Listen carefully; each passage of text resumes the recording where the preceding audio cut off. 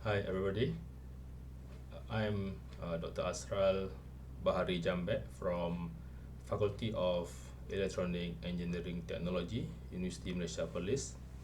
Today I'm going to present my work on run length encoding data compression algorithm performance analysis on climate dataset for Internet of Things applications.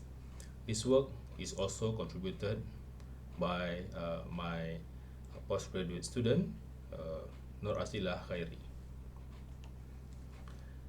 This is the outline of my topic today. As we know, Internet of Things has become a global trend nowadays, and it is predicted that by 2025, a total number of IoT devices will grow up to 75 billion. One of the important IoT applications is climate monitoring that helps us to forecast weather, and this critical climate data must be accurate, especially for those climate that is important to us, such as severe storm, extreme winter, and hurricane. And any loss in any of this information when we measure it can lead to incorrect weather predictions, and this will in turn will harm human life as well as properties.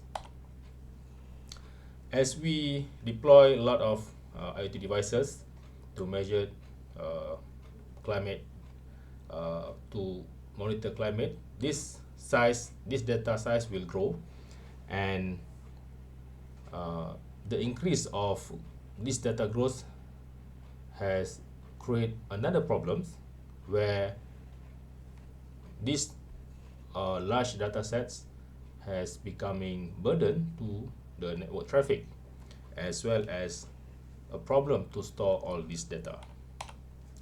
One way to overcome this problem is by compressing this data at the sensor node before transmitting the data to through the wireless channels.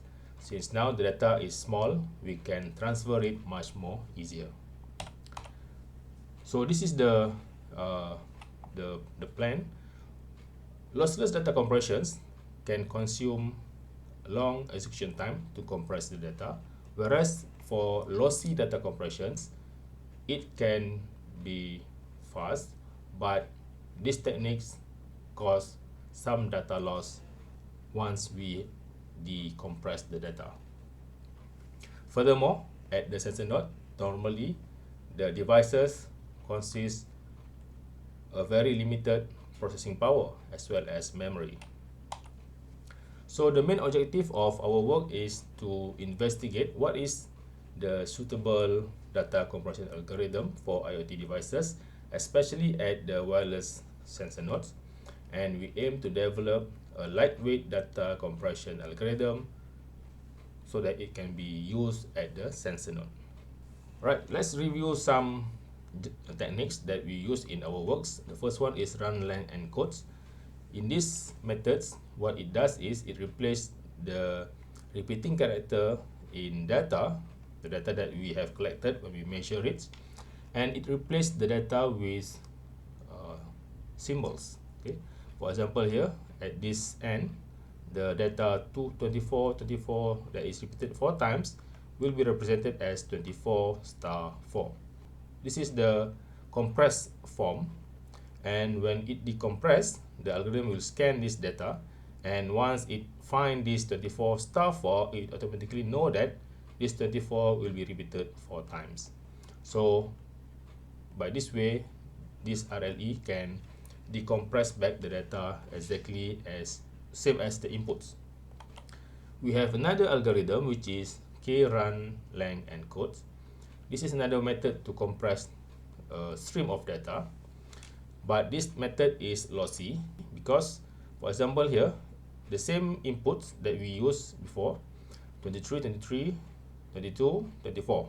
Okay, let's say we take k equal to 1, and if any data that fall within plus minus 1, okay, of the initial data, it will be compressed. For example, here we have 23, and over here we have 22. differs by 1. Here we have 24, also differs by 1 as compared to 23. So all these data stream will be compressed. So how does it compress? It will compress this data to this symbol, 23 star 9. Okay. And when it decompress back this data, the data will become 23, 23, 23, and the rest is 23. Okay. So this method does provide better compression compared to RLE, but now we can see that some data is missing. Okay, there is some data loss. Okay, and we won't be able to recover the data that has lost. So we have to solve this problem. We want to improve the compression, but at the same time we don't want to lose the accuracy of the compressed data.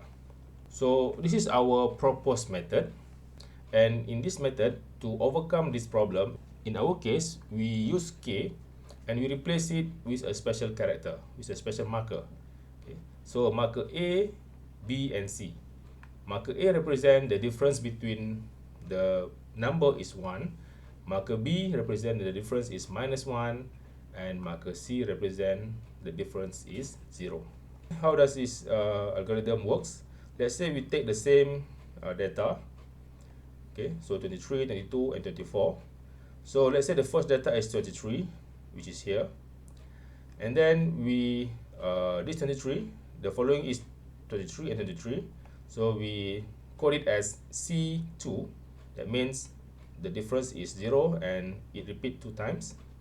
And the number 22 and 22 is represented as B2. That means the difference is -1 and it's repeated 2 times. Whereas the number 24, 24, and so on, it differs by 23 by 1. So we write it there A4. 4 means it repeats by 4 times. So by using these methods, we compress it.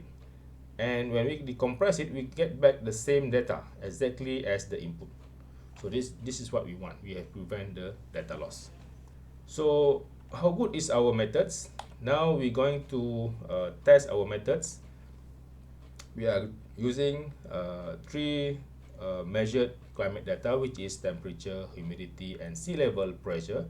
And we perform compression, decompressions, and measure the computational time that it takes to perform this task. And we are using C programming using Linux platforms.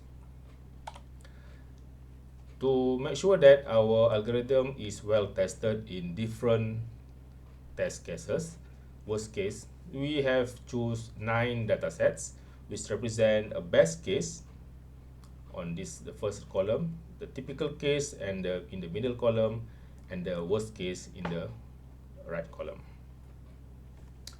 Okay, and let's see how good is our algorithm compared to existing one. So this is the results that we obtain.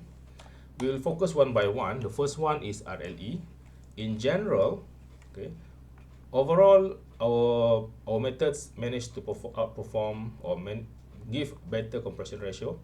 By the way, the compression ratio is the ratio between the compressed data divided by the original data. That means the lower the compression ratio, the better the performance is. Okay, so we are looking for a lower compression ratio. So now, overall, our algorithm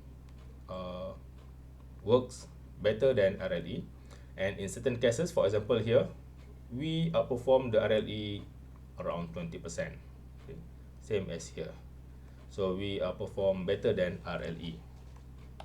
How about KRLE? We know that KRLE is a lossy method where the data cannot be recovered after we have compressed.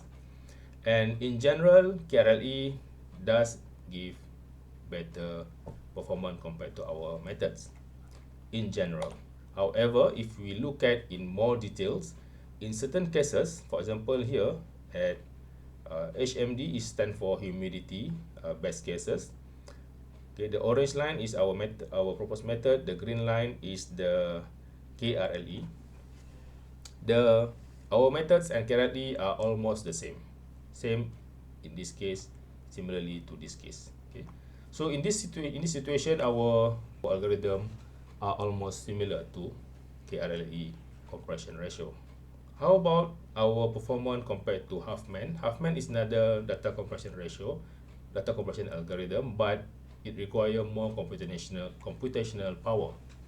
In general, yes, Huffman does provide better compression ratio compared to us when we compare between the orange and the yellow, which represent the Huffman.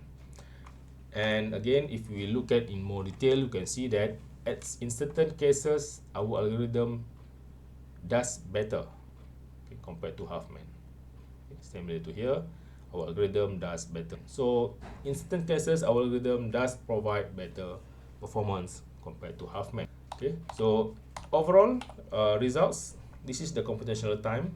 The green one is the Huffman, and the orange one is our computational time. And the highest computational time is contributed by the Huffman. Okay, and our algorithm work consume much less computational time compared to Huffman. Right. So as the conclusion in this work, we have proposed an improved RLE algorithm, and our method able to compress up to 39% compression saving. And for if you compare it with RLE, our methods is better around 21%. For computational time, we use less computational time compared to Huffman, around 45%. So in the future, what we will suggest is you can combine our proposed method with several other methods to enhance the compression ratio even more. Alright, thank you very much, and I appreciate if you have any questions.